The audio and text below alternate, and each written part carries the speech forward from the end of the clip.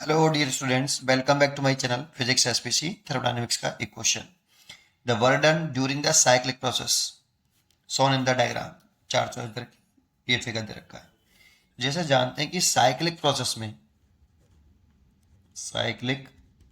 Process अगर हो और हमें वर्क डन निकालना हो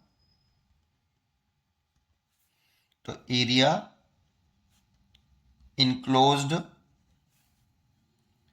under PV diagram, under pressure volume diagram होना चाहिए बेटा. ऐसा नहीं कोई सा भी डायग्राम हो आप लगा दो. ये area enclose under PV diagram तभी होता है जब प्रेशर वॉल्यूम हो, कोई दूसरा ना हो. प्रेशर और वॉल्यूम वाले बीच में, तो प्रेशर वॉल्यूम डायग्राम पे ध्यान रखें. दूसरा, ये एंटी क्लॉकवाइज है क्लॉकवाइज है, तो एंटी क्लॉकवाइज होता है तो नेगेटिव होता है, साइन का खास ध्यान रखें. और क्लॉकवाइज होता है तो पॉजिटिव होता है. अच्छा, और साइक्लिक प्रोसेस में वॉल्यूम एक्सेस तक नहीं लेते एरिया. साइक्लिक प्रोसेस में आप वॉल्यूम एक्सेस तक एरिया फाइंड आउट मत करना. साइक्लिक प्रोसेस में इसके अंदर का जो साइक्लिक प्रोसेस है उसके इनसाइड ये वाला एरिया लेते हैं बस, केवल ये इतना एरिया लेना है साइक्लिक प्रोसेस में. इसलिए मैंने हेडिंग दी ऊपर साइक्लिक प्रोसेस. अब इस एरिया को कैसे कैलकुलेट करें, तो ऐसा लग रहा है सर्कल है, सर्कल का एरिया पाई आर स्क्वायर होता है. Area of circle pi R square.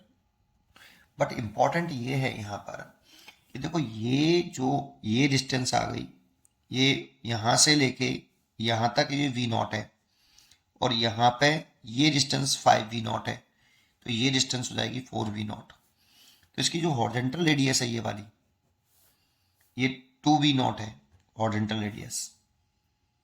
ऐसे ही ये डिस्टेंस यहाँ से यहाँ तक पी नॉट है, और ये वाली 5 पी नॉट है, तो ये वाली जो होगी ये 4 पी नॉट होगी. तो इसकी जो रेडियस होगी ये वाली वर्टिकल रेडियस, ये 2 पी नॉट होगी. देखो हॉरिजॉन्टल रेडियस अलग है 2 वी नॉट, वॉल्यूम की एक्सेस मिली है 2 वी नॉट मीटर क्यूब में, और ये प्रेशर की है 2 पी नॉट न्यूटन पर मीटर स्क्वायर में होगी.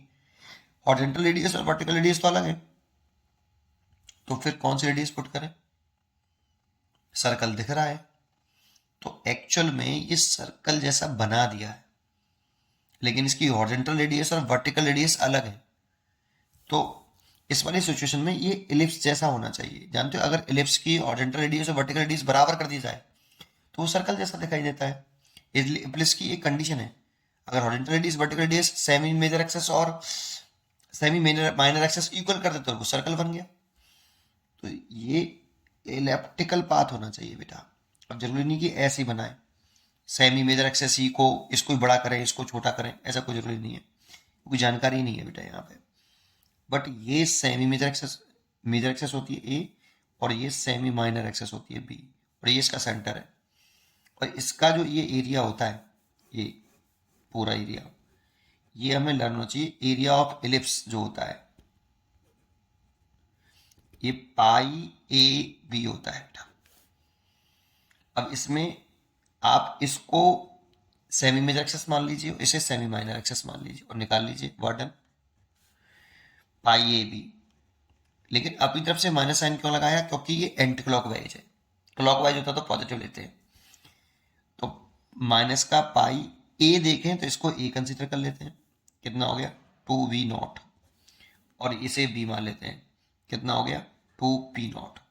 अगर हम यूनिट वाइज देखें तो इसकी तो कोई यूनिट नहीं है, इसको मैंने वॉल्यूम वाला एक्सेस लिखी है, तो वॉल्यूम की यूनिट होती है मीटर क्यूब. और इसको मैंने प्रेशर वाली एक्सेस लिखी है, इसकी यूनिट होती है न्यूटन पर मीटर स्क्वायर. मीटर से मीटर कट गया तो न्यूटन इंटू मीटर. और ये वर्क के बराबर होता है, डब्ल्यू बराबर एफ एस कॉस थीटा से लिखते हैं ना. तो इसकी जूल होती है, इसकी न्यूटन, इसकी मीटर. तो देखो ये जूल आ रहा है, तो हमने सही किया इसका मतलब. ठीक है, तो कितना लिख सकते हैं, माइनस का 4 pi P naught and V naught. इसलिए इसकी जो चॉइस हो गई वो बी करेक्ट.